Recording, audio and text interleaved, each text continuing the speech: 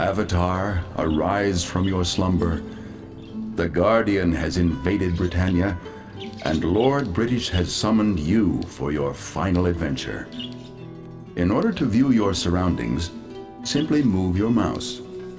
If you wish to move, press and hold the right mouse button. You can also use the cursor to interact with objects. When you are close enough to use an object, the cursor will turn green if placed over the object. If you wish to use the object, click the left mouse button. For my next piece of counsel, left-click on the golden ankh that will appear by your bed.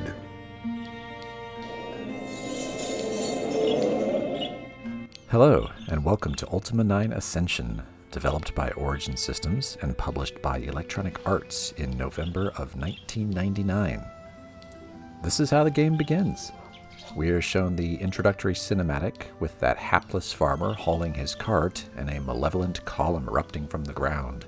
And the next thing we know, we're apparently on present-day Earth while an unknown off-screen speaker identifies this person as the Avatar and provides us with some exposition and directions. There's no title screen, no menu, and in fact we can't even change the audio and video settings, save our progress, or exit the game cleanly yet, which is the first of many questionable design decisions we'll encounter throughout this game.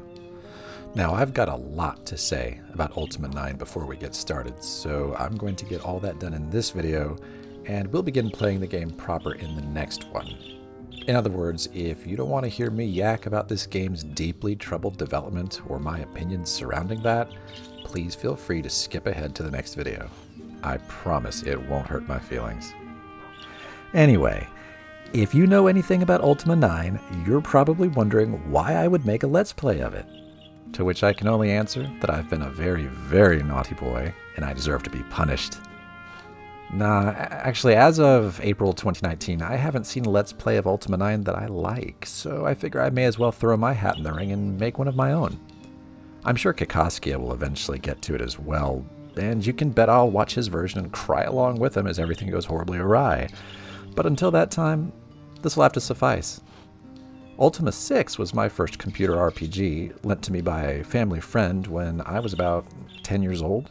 I spent many, many hours fumbling around with 3.5-inch boot disks, haphazardly trying to assemble the perfect combination of autoexec.bat, command.com, and config.sys parameters to get that game to run on my Windows 3.1 machine. And when I finally did, I had no idea what I was doing, because I had grown up on Sonic the Hedgehog, but I was determined to learn and play this game because of how much time I had invested in getting it to work. Of course, it didn't take long before I was hooked, and I loved Ultima VII Part 1 and Part 2 even more. I also enjoyed Ultima VIII, though I never got anywhere as I couldn't find Mithran, because I thought he was literally at the top of the plateau. So I spent hours trying to climb it rather than going into any caves. Oops. Savage Empire was fun too. So when my family got the internet in the mid-90s, the first thing I searched for was Ultima IX. Back then, there were still precious few details about it floating around out there, but it was enough to drive me crazy with anticipation. Unfortunately, what finally shipped was not the greatest game ever. It's littered with frustrating bugs, crashes to desktop, missing content, squirrely combat, hokey dialogue, poor level design, and an utter lack of regard for the canon and lore of the beloved and long-running Ultima series, which had, up until this time, been mostly carefully crafted and maintained by creator Richard Garriott and his colleagues at Origin Systems over a period of nearly 20 years. Things started to get pretty stinky for the Ultima series when Origin was acquired by Electronic Arts in September of 1992, a few months after the release of Ultima VII Part 1, which is generally regarded as the best of the series. The first signs of this stink could be seen in Ultima VII Part 2, which was released with a truly saddening amount of missing content in order to meet deadlines imposed by the new corporate overlords. It happened again, but with more severity, to Ultima VIII, and finally it seems all the care went out the window when it came to Ultima IX. Just give it works on my machine certification and ship it already. That's not to say a lot of work didn't go into this game, because it clearly did, And this was graphically rather impressive and resource-intensive for a 3D game in 1999. But the train really came off the tracks here, and it shows. Its failure heralded the end of Origin, which EA gutted and reduced to a cash cow feeding zombie to keep Ultima Online fat and happy. Garriott left the company in 2000. My take on this, which I don't think is shared by many other Ultima fans, is that EA isn't entirely to blame for this turd we're about to step in together. My reasoning takes a little explanation and might even seem a bit preachy, so bear with me. Companies exist to generate profit for their owners, and that's it. Otherwise, they're, non-profit organizations. It's a happy coincidence when an artistic product like a novel, television show, movie, or video game has qualities that make it truly delightful and engrossing for a large number of people. These are rare, special artifacts that manage to simultaneously occupy strong positions in both culture and in commerce. Any business-savvy company will of course capitalize on such things and spit out sequels, spin-offs, merchandise, and whatever else they can to expand on that intellectual property's value and draw in more profit. Unfortunately, collective interest wanes with time, and as the revenue declines, so does any incentive for the company to support production of that line any further. They'll often even sell the rights for doing so to someone else entirely because they're done with it and ready to move on. Remember, companies are not supporting the arts as a labor of love. They're doing it to fill the coffers. That's the whole point. So if your IP ends up in the hands of a monster megacorporation like Electronic Arts, you can be certain that they're going to squeeze it for money juice by investing as little as possible and demanding outrageous results until everything simply dries up, at which point they'll abandon it for whatever else they think people will buy next. That's their job. Though horribly notorious for it, EA isn't the only company that's engaged in these churn and burn tactics, and in fact it's still a well-known problem across the entire video game industry, resulting in terrible hours, burnout, health problems, and work environments that sound like straight-up abuse to me. Developers need to unionize. This kind of thing is a well-known problem with late capitalism, period, but that's quite another story. To pack all that up and apply it to my original assertion, EA isn't some special kind of evil for doing what all the other money-grubbing goons do. And we'd be remiss if we ignored Origin's own role in Ultima IX's failure, because oh yes, they certainly brought much of this upon themselves, mostly by farting around and changing course too much. Garriott's original intention back when he was planning Ultimas 7 through 9 was for Ultima IX to take place on the Guardian's homeworld. But he changed his mind somewhere along the way, and that was no longer the plan by the time development of Ultima VIII was wrapping up. Instead, Ultima IX would take place in familiar but conquered Britannia. If I sound less than thrilled about this, it's because I am. I would really have enjoyed seeing just once the Avatar be the one to leave a flaming bag of dog poop on the Guardian's front porch, ring the doorbell, and run away giggling, rather than the other way around yet again.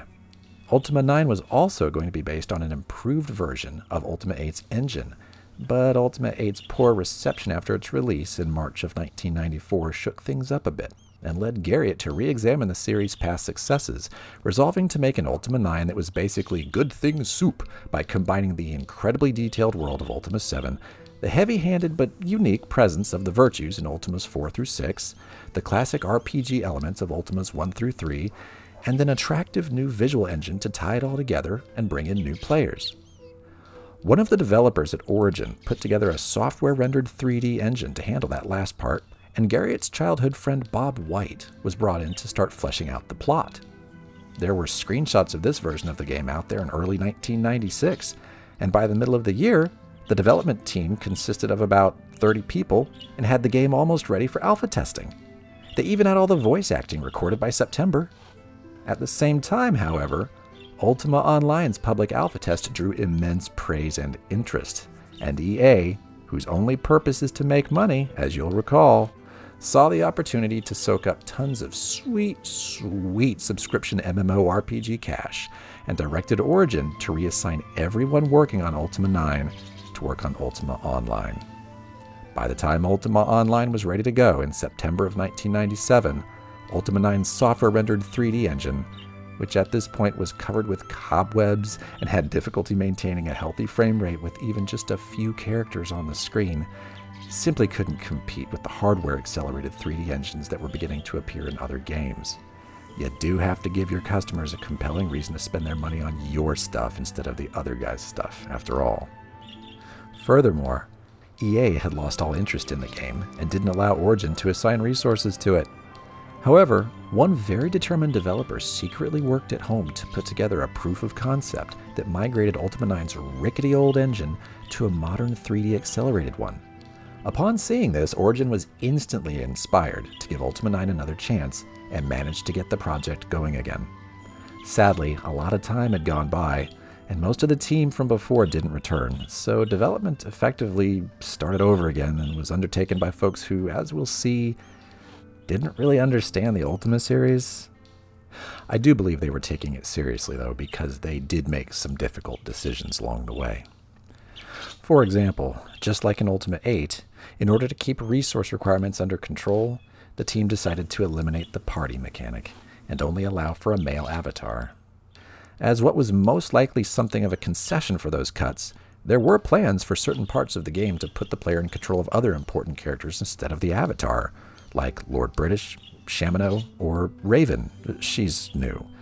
That never made it into the game because it was weird and confusing, which is kind of funny to say out loud considering all the other weird and confusing stuff that did make it in. The storyline was edited by the game's new producer, but fortunately a lot of the work originally done by Bob White remained in place. In early 1998, previews of this new version of the game began to surface along with disturbing rumors that as a result of EA's desire to see the game appeal to more than just Ultima diehards, it was going to be more action and adventure focused. Within Origin, that change in direction had roughly the same effect as Batlin releasing the Banes of Chaos at the Wall of Lights, and several high-profile departures ensued shortly after, including that of Bob White in May. In July, the producer who had joined Origin for this version of the game was ousted too. As a result, Garriott himself had to step up and drive production of the fourth version of this game to get the dang thing out the door. The plot was rewritten, well, I would say butchered, to simplify the remaining work to be done and allow for the use of cinematics and other resources that had been created for previous versions of the game.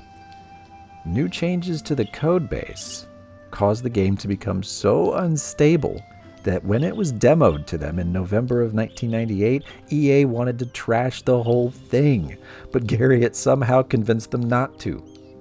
In the end, after a mad dash to finish the game in time for the 1999 holiday season at the direction of EA and their masterful comprehension of video game production in late 20th century American consumerism, this truly disappointing game was released in November of 1999 as a critical and commercial failure.